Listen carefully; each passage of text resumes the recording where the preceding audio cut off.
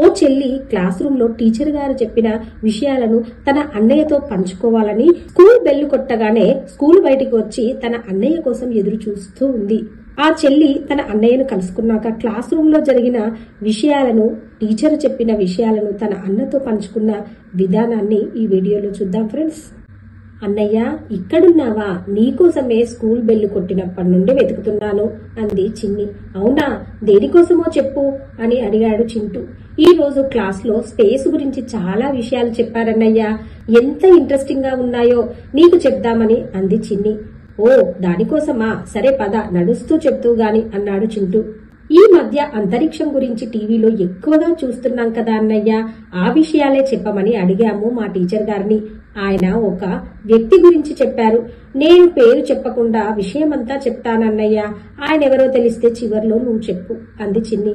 సరేనన్నాడు చింటూ. ఆయన చిన్న వయసు నుంచే చాలా చురుగ్గా ఉండేవారట.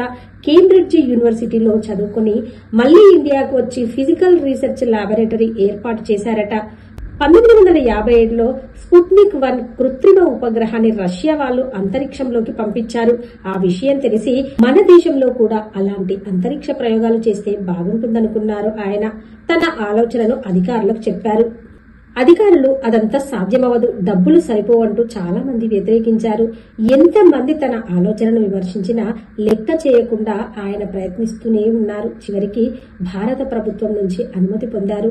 మొత్తానికి 1962లో భారత అంతరిక్ష పరిశోధన కమిటీ ఏర్పడింది.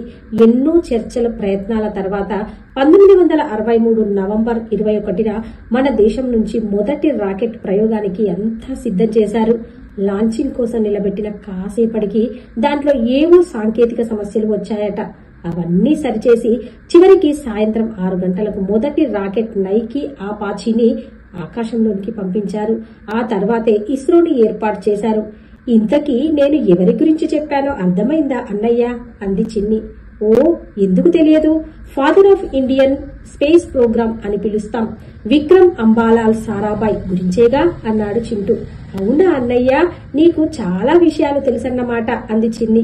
అలా కబుర్లు చెప్పుకుంటూ ఇంటికి అన్నా చెల్లెళ్ళు చేరుకున్నారు. వీడియో నచ్చితే లైక్ చేయండి, షేర్ చేయండి, ఛానల్ తప్పకుండా సబ్స్క్రైబ్ చేసుకోండి.